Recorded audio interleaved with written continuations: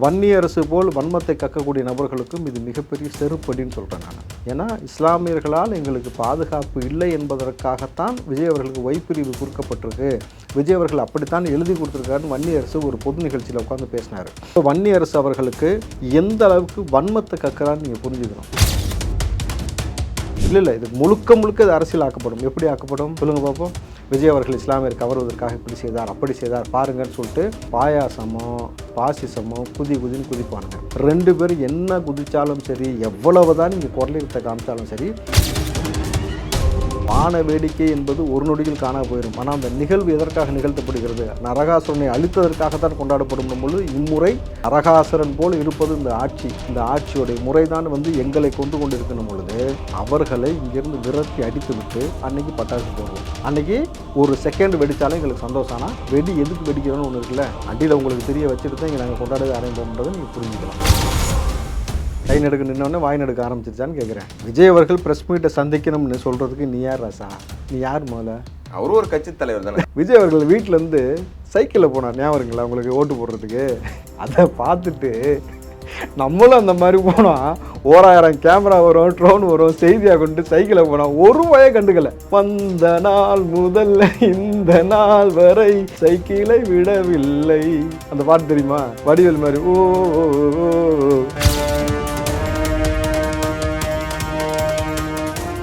TN media நேயர்களுக்கு வணக்கம். இன்று நம்முடன் நேர்காணலுக்காக காங்கிரஸ் கட்சியை சேர்ந்த ராவுத்தர் இப்ராஹிம் சார் இணைந்திருக்கார். வணக்கம் சார். வணக்கம் வினோத். எப்படி சார் இருக்கீங்க? நல்லா இருக்கேன் வினோத். சார், தமிழக வெற்றி கழக சார்பில் பார்த்தீங்கன்னா இஃப்தார் நோன்பு திருவிழாக்கு விஜய் அவர்கள் டைரெக்டாக கலந்துக்கிறாரு. அது முதல் முறையாக அரசியல் இல்லாமல் ஒரு பொது நிகழ்ச்சி கலந்துருக்காரு. இதை நீங்கள் எப்படி பார்க்குறீங்க? ஏழைகளின் பசி உணர்ந்து ஏக இறைவனை நினைந்து உதவிகள் புரிந்திடுவோம், உறவுகளாய் இணைந்திடுவோம் என்று விஜய் அவர்கள் இந்த இஃப்தார் நிகழ்ச்சியில் கலந்து கொண்டு கிட்டத்தட்ட பார்த்தீங்கன்னா ஒரு ஸ்டேடியத்தில் விஜய் அவர்களுக்கு இதற்கு முன்பாக லியோ ஆடியோ லான்ச்சுக்கு மறுப்பு தெரிவிக்கப்பட்டது. இன்றைக்கு விஜய் அவர்கள் ஒரு ஸ்டேடியத்துக்குள்ளே இஸ்லாமிய சொந்தங்களை எல்லாத்தையும் ஆர்கனைஸ் பண்ணி கிட்டத்தட்ட பார்த்திங்கன்னா ஒரு பிரம்மாண்டமான ஒரு ஸ்டேடியத்தில் ஒரு இஃப்தார் நிகழ்ச்சி ஏற்பாடு செய்திருக்கிறார்னும் பொழுது விஜய் அவர்கள் கிட்டத்தட்ட இந்த நிகழ்ச்சிக்கு எவ்வளோ பிரம்மாண்டமான ஒரு ப்ரீ பிளான்டாக ஒரு விஷயம் செய்கிறாருன்னா, இது முதல் முறையாக விஜய் அவர்கள் செய்யலை. பல நபர்கள் சொல்லக்கூடிய குற்றச்சாட்டு என்னன்னாக்கா, ஓட்டுக்காக விஜய் செய்கிறாரா அப்படின்ற மாதிரி விஷயம் சொல்கிறாங்க. விஜய் அவர்கள் நீண்ட நெடிய வருடமாக இந்த வேலையை தொடர்ச்சியாக செய்து கொண்டே வருகிறார். இஸ்லாமியர்களுக்கு அரணா நிற்பதோடு இஸ்லாமியர்களுடைய பிரச்சனைக்கு குரல் கொடுப்பது என்பதாக பல விஷயங்களை முன்னெடுத்திருக்கிறார். முதல் முறையாக ஒரு அரசியல் கட்சி தலைவராக இந்த முறை இவர் ஸ்டேடியத்துக்குள்ளே வரான்னும் பொழுது இவரை விமர்சித்த கிட்டத்தட்ட பல அறிவு இழந்த முட்டாள்களுக்கும் வன்னியரசு போல் வன்மத்தை கக்கக்கூடிய நபர்களுக்கும் இது மிகப்பெரிய செருப்படின்னு சொல்கிறேன் நான். ஏன்னா இஸ்லாமியர்களால் எங்களுக்கு பாதுகாப்பு இல்லை என்பதற்காகத்தான் விஜய் அவர்களுக்கு வைப்பிரிவு கொடுக்கப்பட்டிருக்கு, விஜய் அவர்கள் அப்படித்தான் எழுதி கொடுத்துருக்காருன்னு வன்னியரசு ஒரு பொது நிகழ்ச்சியில் உட்காந்து பேசினார். அப்போ வன்னியரசு அவர்களுக்கு எந்த அளவுக்கு வன்மத்தை கக்கிறான்னு நீங்கள் புரிஞ்சுக்கணும். கிட்டத்தட்ட இஸ்லாமியர்களுடைய ஓட்டு ஒட்டுமொத்தமாக திமுகவுக்கும் இல்லாமல் அதிமுகவுக்கும் இல்லாமல் ஒரு பெருவாரியாக விஜய் அவர்களுக்கு இளைஞர் பட்டாளத்தோடு இந்த சிறுபான்மை ஓட்டு கிடைக்கப் போகுது என்பதால் திட்டமிட்டு இந்த சமூகத்தை உலகளாவில் வாழக்கூடிய ஒரு இஸ்லாமிய சமூகத்தை தீவிரவாதி சமூகம் போல வன்னியரசு அவர்கள் சித்தரித்திருக்கிறார். அவருக்கு ஒரு செருப்படியாகத்தான் இந்த நிகழ்ச்சி இருக்குன்றதை நீங்கள் புரிஞ்சுக்கணும். எல்லா உறவுகளும் அங்கே உறவுகளாக இணைங்க. வெறும் இஸ்லாமியர்கள் மட்டும் இல்லாமல் பெருவாரியாக எல்லா சொந்தங்களும் அங்கே ஒன்று கூடி இந்த நிகழ்ச்சியை பிரம்மாண்டமாக ஆர்கனைஸ் பண்ணுறதற்கான ஒரு வழிவகை ஏற்பாடு பண்ணியிருக்கிறார். ஸோ இந்த நிகழ்ச்சியை ஏற்பாடு செய்த விஜய் அவர்களுக்கும் திரு புசி ஆனந்த் அவர்களுக்கும் இஸ்லாமிய பெருமக்களின் சார்பாக மனமார்ந்த நன்றியை தெரிவித்துக் கொள்கிறேன். இல்லை சார், இப்போ நீங்கள் இது ஓட்டுக்காக இல்லைன்றதை சொல்ல வரீங்க. ஆனால் நாளைக்கு நடக்க இருக்க அனைத்து கட்சி கூட்டத்தில் பார்த்தீங்கன்னா பொருளாளர் வெங்கட்ராமனை அனுப்புகிறார் தமிழக வெற்றி சார்பாக. ஆனால் இந்த ஒரு ஃபங்க்ஷனுக்கு பார்த்தீங்கன்னா அவரே டைரெக்டாக இறங்குறாரு இல்லை. அப்போ பார்த்தீங்கன்னா ஒரு சில சமுதாயத்தோட ஓட்டை மட்டும் கவர் பண்ணுறாருன்றது தெரியுது இல்லை. நீங்கள் அனைத்து கட்சி கூட்டத்தில் உங்களுடைய கருத்தை பதிவு செய்வதற்கு பொருளாளர் போதும், அவ்வளோதான். இந்த கட்சி சார்பாக அங்கே போகிறாங்க. ஆனால் ஒரு நிகழ்ச்சி, ஒரு சமூக நிகழ்ச்சியை சமூக நல்லிணக்கத்தோடு ஒரு விஷயத்தை உண்டாக்கும் பொழுது அந்த இடத்தில் நேரடியாக விஜய் கலந்து கொள்ளக்கூடிய நோக்கம், அதை தாண்டி அந்த இடத்தில் மிக பிரம்மாண்டமாக கட்சி கொடி வைக்கிறது, பேனர் வைக்கிறது, இது போன்ற நிகழ்ச்சியெல்லாம் தவிர்த்துக்கலாம்ன்ற மாதிரி அறிவுறுத்தப்பட்டிருக்குது. முழுக்க இஸ்லாமியர்களுக்கான உறவுகளாக அந்த இஸ்லாமிய சமூகத்திற்கு நம்ம அரணாய் நிற்கிறோம்ன்றதை பறைசாட்டணும்.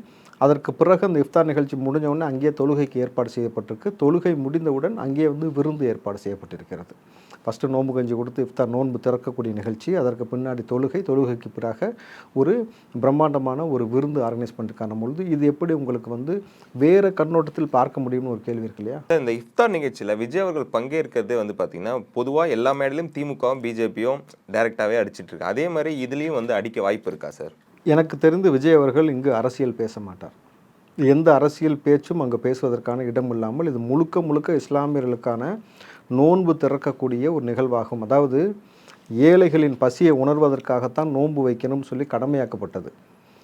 கிட்டத்தட்ட ஏழை மக்களுடைய வறுமையில் இருக்கக்கூடிய மக்களுடைய பசியை எவன் உணர்கிறானோ அவன் அந்த மக்களை பரிதவிக்க விடமாட்டான்ற நோக்கத்திலையும் அவனுடைய வருமானத்திலிருந்து 2.5% வந்து நன்கொடையாக ஜக்காத்துன்னு சொல்லுவாங்க, நன்கொடையாக அவர்களுக்கு வழங்கணும்னு சொல்கிறதும். அப்போ இது போன்ற ஒரு விஷயத்தை ரெண்டாவது தனித்திரு பசித்திரு விழித்திருன்னு சொல்லுவாங்க அந்த நோன்பு காலத்தில்.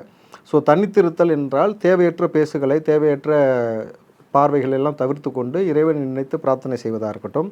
விழித்திரு இரவு நேரங்களில் அதிகமாக நின்று தனிமையில் நின்று இறைவனை வணங்க வேண்டும் என்பதும்.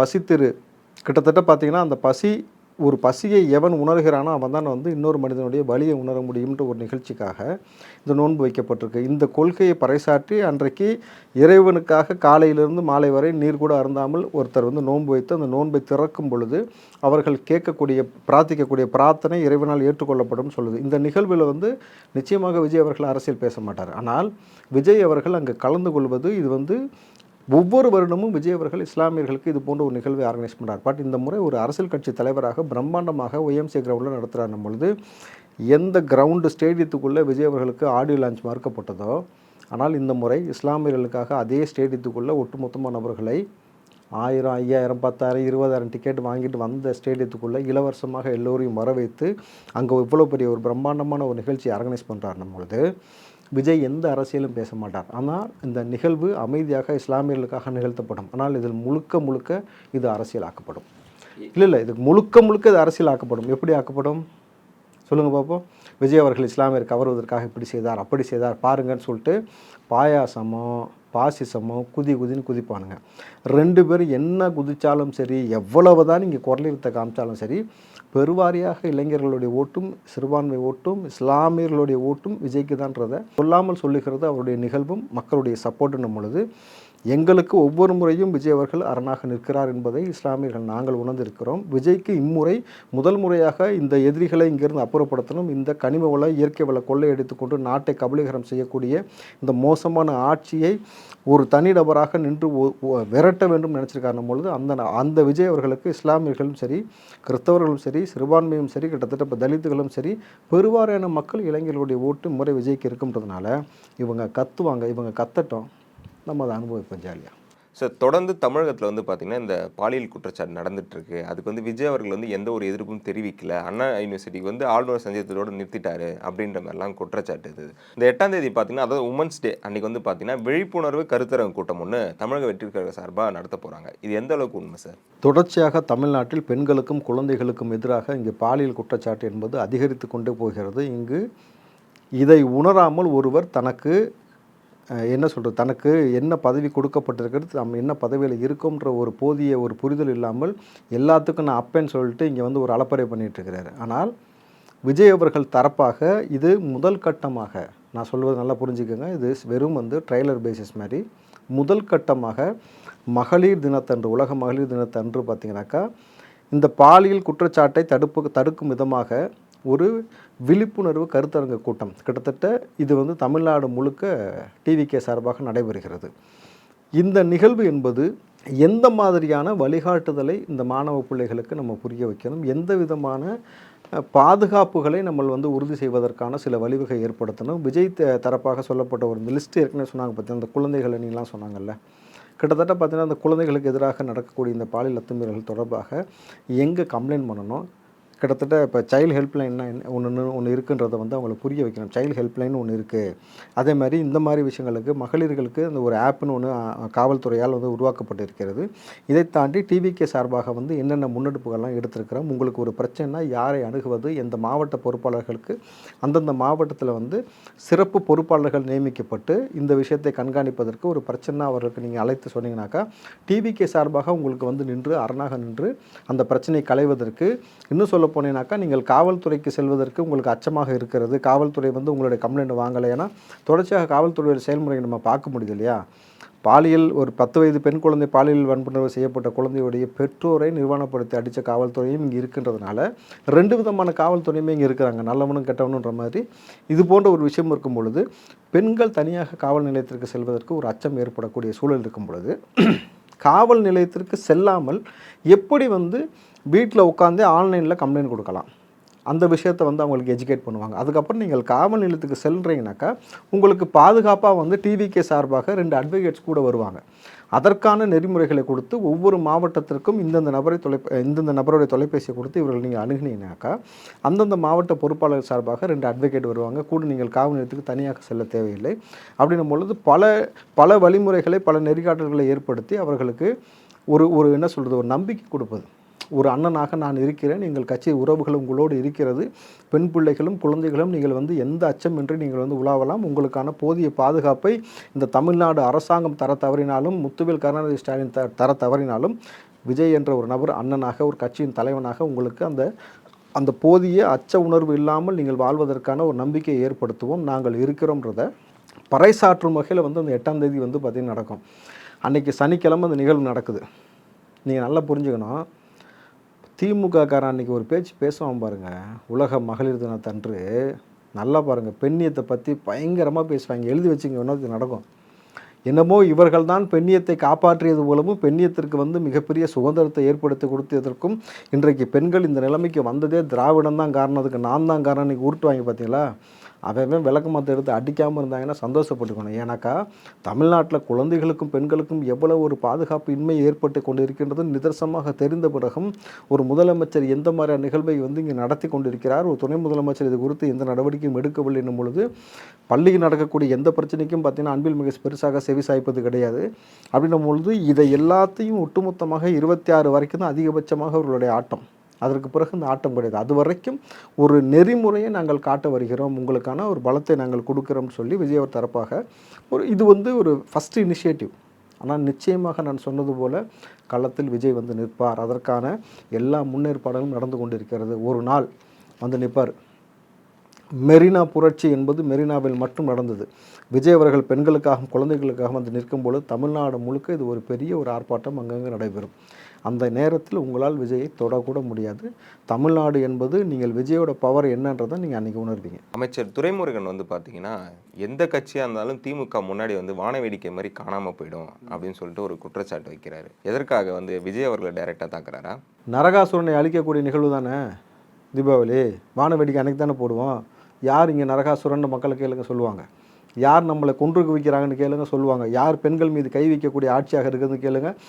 யார் வந்து காவல்துறை நண்பனாக இங்கே பயன்படுத்தி கொண்டான்னு கேளுங்க சொல்லுவாங்க. அப்போது வான வேடிக்கை என்பது ஒரு நொடியில் காண போயிடும். ஆனால் அந்த நிகழ்வு எதற்காக நிகழ்த்தப்படுகிறது? நரகாசுரனை அழித்ததற்காகத்தான் கொண்டாடப்படும் பொழுது இம்முறை நரகாசுரன் போல் இருப்பது இந்த ஆட்சி. இந்த ஆட்சியோடைய முறைதான் வந்து எங்களை கொன்று கொண்டு இருக்கணும் பொழுது அவர்களை இங்கேருந்து விரட்டி அடித்து விட்டு அன்றைக்கி பட்டாசு போடுவோம். அன்றைக்கி ஒரு செகண்ட் வெடித்தாலும் எங்களுக்கு சந்தோஷம். ஆனால் வெடி எதுக்கு வெடிக்கிறோன்னு ஒன்று இருக்குல்ல, அடியில் உங்களுக்கு தெரிய வச்சுட்டு தான் இங்கே நாங்கள் கொண்டாடவே ஆரம்பிப்போம்ன்றதை நீங்கள் புரிஞ்சிக்கலாம். இப்போ ஒரு சில அரசியல்வாதிகள் சொன்னதெல்லாம் விஷால் அவர்கள் இப்போ வந்து எடுக்கிறாருல்ல, என்ன காரணம் சார்? விஜய் அவர்கள் முதல்ல ப்ரெஸ் மீட்டை சந்திக்கணும் அப்படின்றாருல்ல. அப்படியா? கை நடுக்க நின்றுச்சா விஷாலுக்கு? கை நடுக்க நின்னோடனே வாய் நடுக்க ஆரம்பிச்சிருச்சான்னு கேட்குறேன். விஜய் அவர்கள் ப்ரெஸ் மீட்டை சந்திக்கணும்னு சொல்கிறதுக்கு நீ யார் ராசா? நீ யார் முதல்ல? அவரும் ஒரு கட்சி தலைவர் தானே. என்னது விஜய் புலின்னு படம் எடுத்தால் ஒரு பாயும் புலின்னு எடுக்கிறது, இவர் தளபதினு வச்சா அவர் என்ன தளபதியா புரட்சி தளபதினு வைக்கிறது. இந்த உண்மையாலுமே இந்த புலியை பார்த்து பூனை சூடு போட்டுக்கிட்ட கதை தெரியுமா உங்களுக்கு? அந்த மாதிரி இது தமாசு போலீஸ்ன்னு சொல்லுவாங்கல்ல, அந்த மாதிரி வந்து இவர் தமாசு, புரியுதுங்களா? இவர் விஷால் சொல்வதே வந்து நீங்கள் ரொம்ப பெரிய பிரம்மாண்டமாக கருத தேவையில்லை. ஏன்னாக்கா விஜய் அவர்கள் வந்து உண்மையாலுமே எனக்கு அதை நினச்சி பாருங்கள், உங்களுக்கு சிரிப்பு வரும். விஜய் அவர்கள் வீட்டிலேருந்து சைக்கிளில் போனார், ஞாபகம் இருக்குங்களா உங்களுக்கு, ஓட்டு போடுறதுக்கு. அதை பார்த்துட்டு நம்மளும் அந்த மாதிரி போனால் 1000 கேமரா வரும், ட்ரோன் வரும், செய்தியாக கொண்டு சைக்கிளை போனால் ஒரு பய கண்டுக்கலை, விஷாலை ஒரு பய மதிக்கலை. வந்த நாள் முதல் இந்த நாள் வரை சைக்கிளை விடவில்லை, அந்த பாட்டு தெரியுமா, வடிவேல் மாதிரி. ஓ ஓ, ஓ, ஓ. அதே போல் தான் விஷால் போயிட்டு இருந்தார். இப்படி போயிட்டு நீ எதுக்கு சம்மந்தம் இல்லாமல் உள்ள வர? இப்போ தான் சரத்து வந்து ஒரு அடி வாங்கிட்டு போயிருக்காப்புல, புரியுதுங்களா? இந்த கருணாசு ஒரு அடி வாங்கிட்டு போயிருக்காப்புல. வரிசை அடி வாங்கிறதுனே வருவீங்களாடான்ற மாதிரியே இருக்குது. நீ எதுக்கு தேவையில்லாத வேலை? உங்கள்கிட்ட கேள்வி கேட்டால் உனக்கான என்ன பதிலோ தனிப்பட்ட முறையில் சொல்லிட்டு போயிடும். நேராக ஆனால் உன்னா விஜய்க்கு வந்துடுது. நல்லா யோசிச்சு பாருங்கள், ஒட்டுமொத்த நபர்களுக்கும் விஜயை தொடாமல் போனால் அன்றைக்கி வந்து அவங்களுக்கு ஒரு பொழப்பு கிடையாது, ஒரு செய்தி கிடையாது, அவங்கள பற்றின செய்திகள் வராது, ஒரு டிஆர்பி அவங்களுக்கு ஏறாது. எல்லாருமே பார்த்தீங்கன்னா விஜயை வச்சு தான் ஸ்கோர் பண்ணணும், ஒரு பொழைப்புலைக்குன்னு நினைக்கிற போது வேடிக்கையாக இருக்குது. என்ன அடுத்த வருஷம் இந்த வருஷத்தில் கூடிய சீக்கிரம் வடிவேல் வந்துருவாப்புல.